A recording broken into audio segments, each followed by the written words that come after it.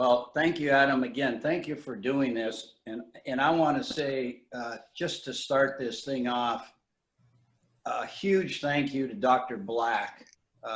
He was instrumental in everything that happened at that time at that school. And he was, for me, I was a younger coach, and he was a mentor to me. We had many conversations, and some were about football, some weren't. But I do want to make sure that we acknowledge what a great man he is, and that he stands for the right things. And he helped to always keep my perspective on life. And I think that went right to all the coaches and players. The reason I wanted Coach Unsworth and Tesfa and Mark to be a part of this is these are three of the main people that made that team what it was. They mean the world to me. As I get older now, I consider them all friends. They're not guys who played for me anymore, and they're all coaches, and they understand the game. And this is an awesome time to even just see their faces again. But I do want you to know these three gentlemen without them, we don't have the team we have. These were three key players that made the difference in that whole program, and I want to say we owe it all to them for what they contributed to this team. So that's how I want to start it, and you can go to whoever next, but that's my biggest memory is some awesome people. Mm-hmm. Coach Unsworth, I'll check with you next. Anything you remember, any memories specifically from that time? Well, there were so many. It's kind of hard to just boil it down to one or two. Mm-hmm. But to echo what Coach Awrey said, that Tesfa and Mark were two of the big reasons. And I've always said I can coach those good players a lot better than I can coach those bad players.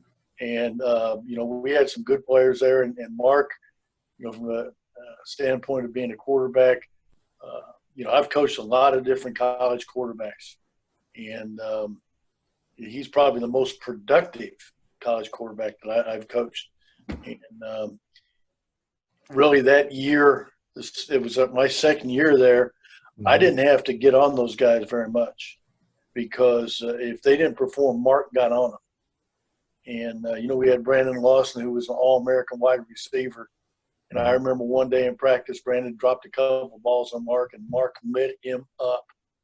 I can't use the language that he used. I couldn't. But basically, he told him, he said, if you drop another ball on me, I'll never throw to you again. Uh-huh. Brandon didn't drop very many balls. Mark was, when they talk about a leader on the field, Mark was the leader on the field. Now, I had to get on him every now and then, but because he always wanted to take off and run the ball.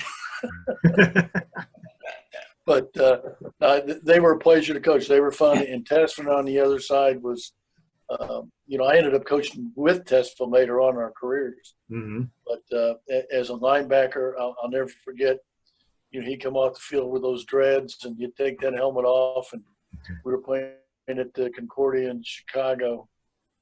And one of the guys on the sideline, when they saw Tesfa come running off the sidelines, he went, "That's the Predator, man. That's the Predator." That's what it looked like, and he played like the Predator. So it was fun. It was fun. Yeah. Mark, I'll go to you next and get through the rest of the offense here, and then we'll get the defense. I promise we're not going to forget about the defense here too. So that's fine. I think during that time in my life, Coach Unsworth and Coach Awrey I needed them more than they needed me. I came out of Northern Michigan, mm-hmm. Coach Awrey, and it just felt like I belonged there. But both guys guided me through my life, basically, at that time. Their word was gospel, and I just bought into what they were selling. And it just helped and helped. Before even Coach Unsworth got there, I had some rocky seasons Freshman was okay. Sophomore year wasn't very good. And then Coach Unsworth showed up asking if I wanted to be a star right away. So they were good. And, but just, I would spend hours in Coach Awrey's office. I mean, between classes, just, I think a lot like Dr. Black, he was just guiding me the whole time, you know, which was huge. Hours, I mean, between classes, it wasn't going back to the dorm, it was going to Coach's office. And we sat there, all of us did, sat there, and they kick us out sometimes, you know, but we just were there around those guys just because we wanted to be by them. It was just that family sense. You know, I think a lot of our players, I think our success really came from that first year. I don't know, Coach, when we started, 18 freshmen the first year? Something like that, yeah. Yeah, and the majority of those guys stayed. And that was the biggest thing, I think, that everyone, we had a nucleus each year moving, just getting better. By the time we were seniors, you know, you'd look around and Brandon was looking at the exact same thing. We knew the ball was going before the snap was even coming, you know, and it got to a point where, you know, I look at Brandon and he'd run whatever route he wanted. We just knew, you know, so it worked out real well. Sure. And Tesfa as well. What you remember from that season, that time? I mean, it's, you know, just to take what Mark said, just go back to '94. You know, that team was, you know, we had all those freshmen, and by the time you fast forward to '96 is when it all started to come together. You know, that's when we started to mature. But for me, you know, I really had to go through a lot of growing up, you know, from '94 to '96. And, you know, it was just the leadership of Coach Awrey really pushing me to become not just a better football player, but just a better person, you know, to deal with. Because he always talk about football being life, you know what I mean? And how you approach this game is how you're going to approach your life, you know what I mean? And you always get out of it what you put into it. And, you know, just the mental toughness, you know, because, you know, Mark said, yeah, we took our lumps our freshman and sophomore year, and it wasn't fun, you know, but it was those off-season workouts, I think, that molded us into becoming so mentally tough that by the time we stepped on the field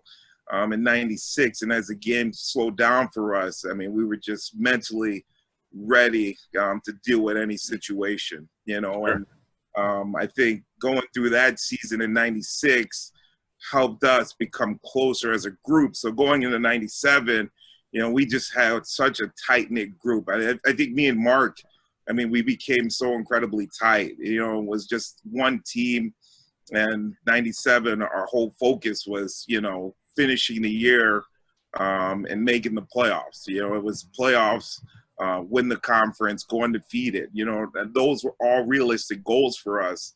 And I think the first game of the season, we played Ripon, and we had lost to Ripon 3 years in a row. And that kind of set the tone for how our season was going to be, you know. Sure. We really went out there and beat up on a team that had basically beat us the last 3 years in some way, shape, or form. They, you know, found a way to win, and then we just crushed them my senior year.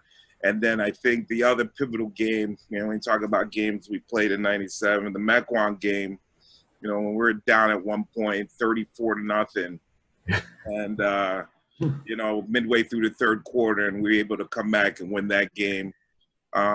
You know, just shows that how mentally tough we were for all those situations. I'll never forget that game because it was a game we were down by 21-0 at halftime, and you would think there would be a lot of young, because at that point we had never really trailed, and there was no yelling going on in the locker room, nothing.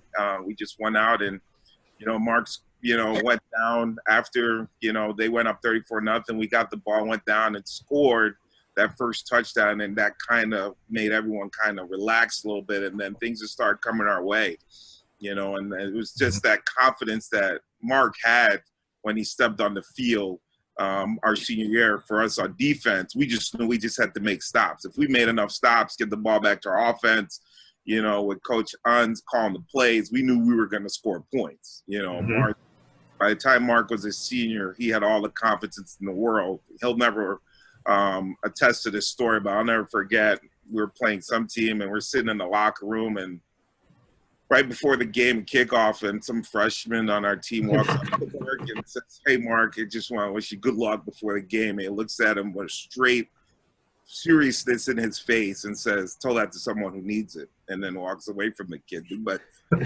how prepared he was for those games. You know what I mean?